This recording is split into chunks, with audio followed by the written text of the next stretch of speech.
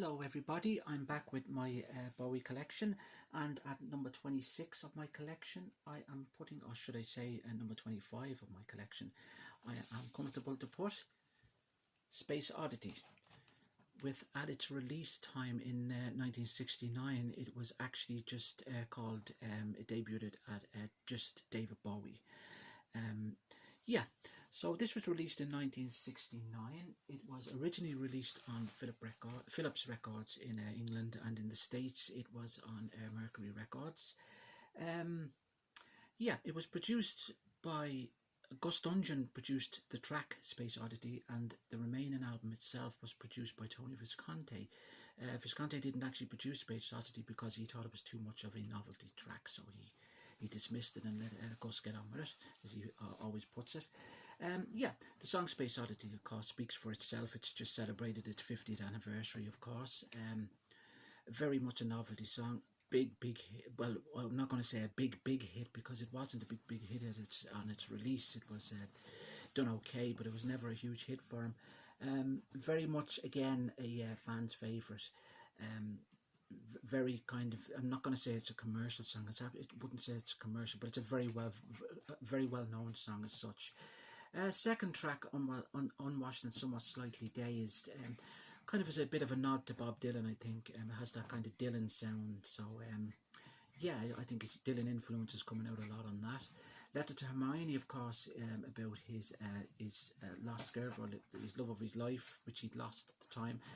Hermione Farthingale, who of course worked with him with John Hutchison and himself in Feathers, the band. Signet Committee, which is kind of regarded now as his first real masterpiece. Signet Committee, for me, probably is the strongest song on the album. It's a long song too. I think it's coming in nearly at 9 minutes. It was, I think he did again want it to be a single, but the record company refused to release it because it was too long. But you can hear his kind of influences of what was to later come, of course, on the likes of The Man Who Sold the World and so forth, with the Ziggy period, of course. On this, you can kind of hear that kind of influential kind of, I suppose in a way, I'm not going to say cult, but kind of different and moving towards more kind of a direction which kind of moved them forward as such with the Ziggy period. Jenny, which is just a standard song, I think. Occasional Dream, again, is about Hermione Farthingale. One-Eyed Boy from Free Cloud, which he had a big orchestra work with him on that particular track, which again is a pretty strong song on this particular album. He did perform that also during his Ziggy Stardust tour. God Knows I'm Good, which again is okay. I think it's something to do with about a shoplifter or something like that. A Memory of a Free Festival, which again is a strong song too, which kind of has that kind of inspiration coming through there. What was to later come on later on in his period, his kind of Ziggy years as such.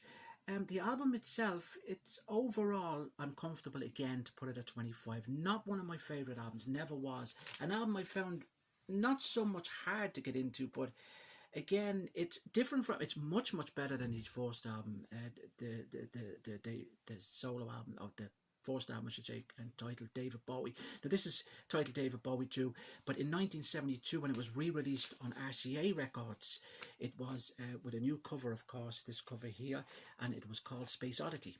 That's the RCA original press in there. This particular piece here is the 40th anniversary, which was the original cover, that cover there. I don't have the original 69 version of Space Oddity, would love to have it. It was released again in '84 on RCA on the Pepper rather than the orange font label. Then it was released in 1990 to promote his Sound and Vision tour, of course. Rykodisc and EMI released all his back catalogue, which Bowie had a big input, of course. And it was, of course, then called Space Oddity as well. And this has the kind of snippet that comes after Unwashed and Somewhat Slightly Dazed, the Don't Sit Down, which goes on for a few seconds really. And there in America, the album was called The Man of Words, Man of Music when it was released in '69. So that's the cover there that was released in the States, that particular cover there. And that was the 72 RCA. So Ryko Disc actually give you the two covers on their re-release in 1990, and they give you the bonus tracks conversation piece, of course, which was got its first official, you may say, release in 1990 as a bonus track on this, and it has the memory of a Free Festival parts 1 and parts 2 on this also. Yep, and then of course we have it here as Space Oddity there, and that is the 40th anniversary there, or the 50th anniversary I should say of it there, and then it was released also on CD there. It was released also on Ryko Disc there with the bonus tracks. That's the 24-bit digitally remastered CD of it there. That was released in 1999. Yep. And that's just the cassette there, an RCA cassette of it there. Space Oddity, that was released in 1972. So overall, it's an okay album. I don't dislike this album by any length, I have to say. I do. It's not an album I listen to an awful lot, but I do like the track Signet Committee, and it probably would be one of my favourites.